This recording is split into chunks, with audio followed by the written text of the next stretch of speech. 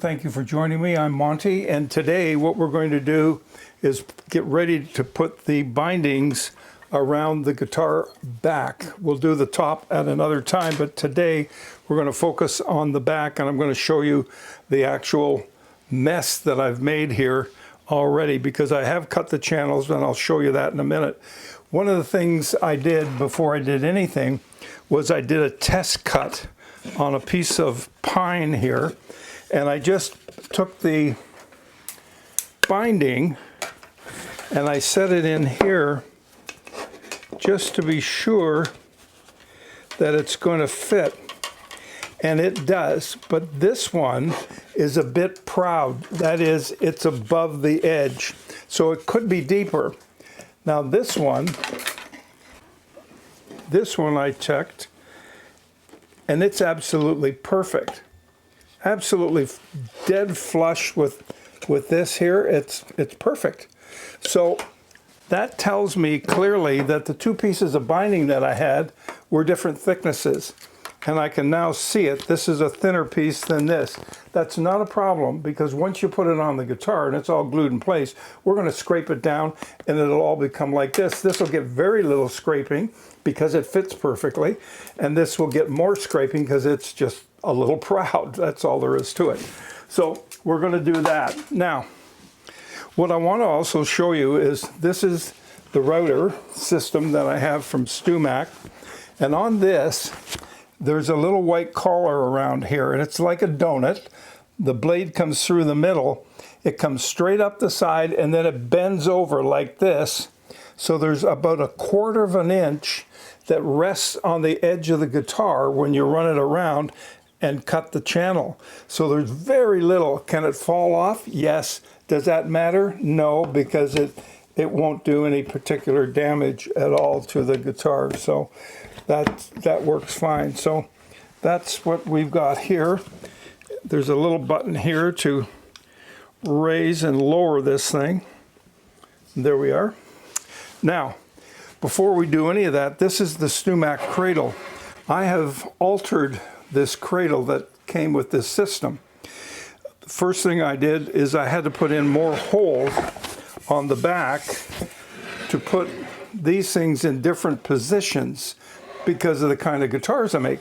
Some guitars are bigger than others, so I want to use this cradle on a bigger guitar and on a smaller guitar, so that's why I had to drill all these holes.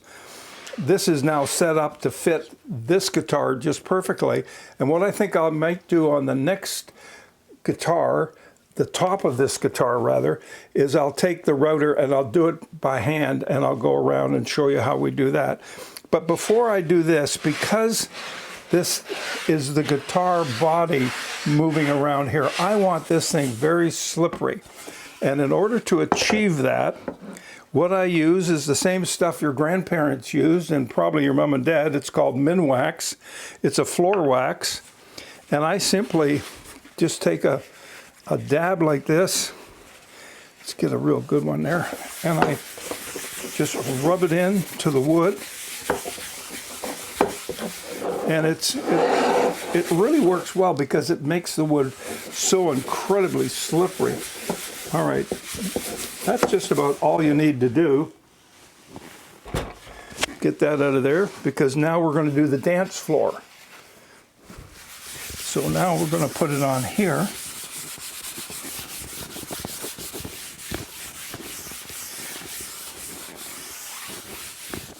Okay, that should do it.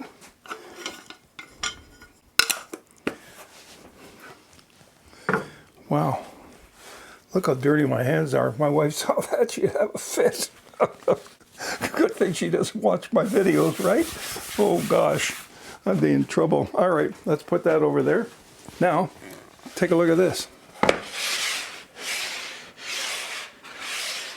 So this slides around really very nice, very neat. So this will sit in here. I can see what I'm doing. There we go.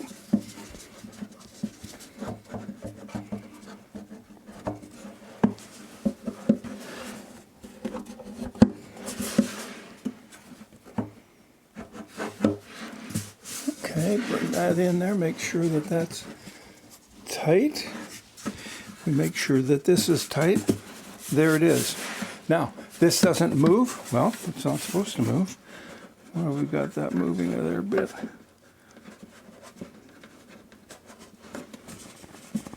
Those are little white blocks that you saw there.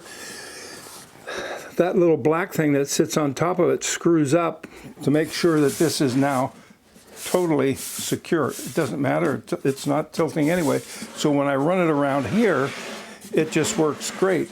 Now the problem is in here, and getting this in here, the post gets in the way.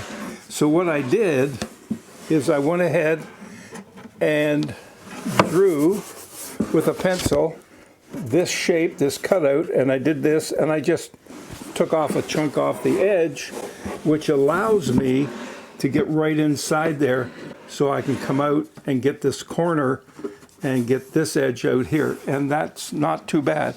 So that has been accomplished, and I'm going to show you how I did that in just a minute because it was so messy in here. Oh my goodness, it was incredible.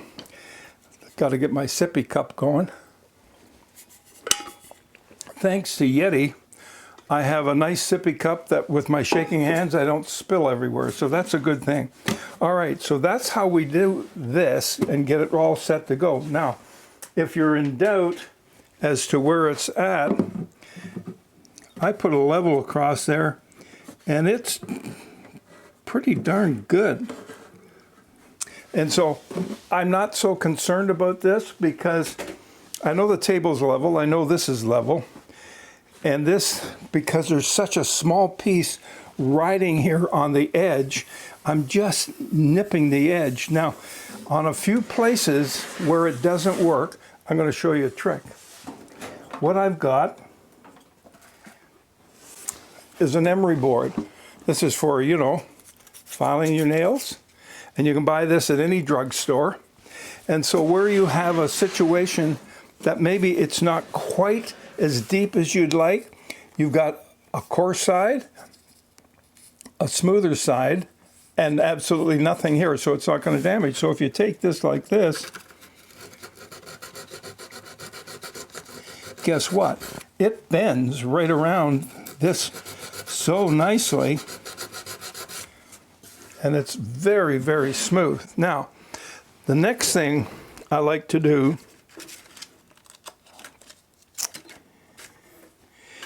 is I've got a piece of 2000 grit black sandpaper, and I fold it in three, so I just fold it in like that, and I just take the edge off this.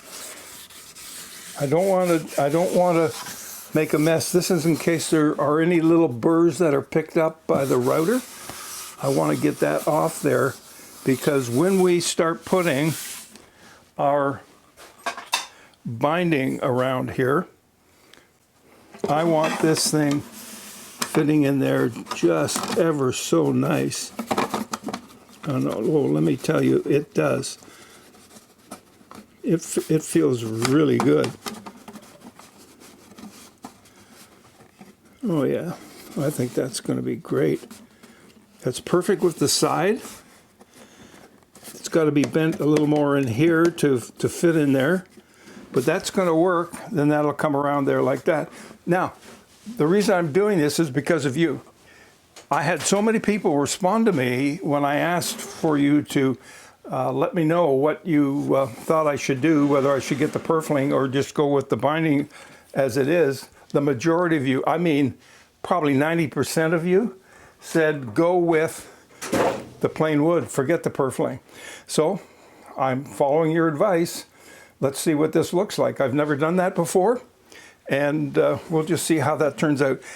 I'm not going to, as somebody pointed out in one of your posts about the bling on the back, I don't think I'm going to do that. I'll keep it to the front because there'll be lots of that. And then when we do the front and the armrest, you're going to get to see all of that. That's where the action really happens. I use the back first because if there's a problem with the back, I want to know it before I get to the top. So that's why I do the back first. And the back has worked out all right because we've got two cuts to do for the top on the front. All right, so that's it. Let's cut away right now and let's watch me just do a little bit of routing with this thing, because this thing is loud. I will block out the noise and put a little music in there just to make it easier on your ears so you don't listen to this thing whining all the way through the video to wherever you are. So that's what we're going to do. All right, let's do that.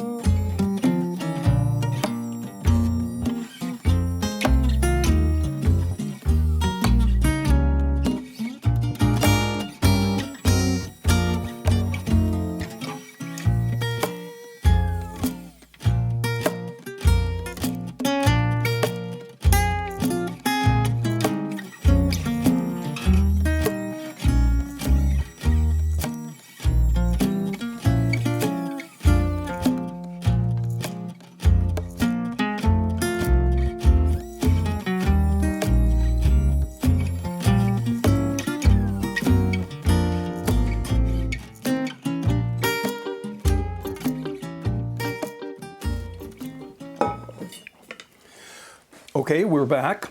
You've seen how we've cut this channel. What I'm going to do next, and I'll show you in the next video, because this will take a bit of time, and I may have to speed that up as well, but I'm going to get this heating bender here. There's a little piece that can go in the top here. This is thicker on this side, thin on this side, and then this heats up here. There's a dial. So I plug this into the 110 volt, and then I will set it probably like this, and then just gently soak the binding with some water so that I get a steam going, and I will bend it to shape to this, and then I will tape it in place. And once we've done that, I'm going to cut it all, and I'm actually going to glue it. This piece in here I haven't got yet. I may use some that I have already on hand. If that works, I just may use this. So it may save us a little bit of time. Anyway, we're getting there. We're almost done. Thank you for joining me. You can write me, try it now 1940@gmail.com. The email address is down below. Leave a comment, hit the like button, and subscribe if you haven't already. That would really thrill my heart if you would do that. I'd like to see some subscribers that are new to the channel and have come to see what we're doing here. We're a crazy family, but there you go. And if you haven't checked out the community section, please do that. I've written a whole bunch of stuff in there, surveys, the whole 9 yards. So let's take a look at that if you've got the time to do that. And it'll be on your iPhone, or it'll be on your computer or your tablet, whatever. All right, now it's time for English breakfast tea. Oh boy, this you wait for all day. Thanks, see ya.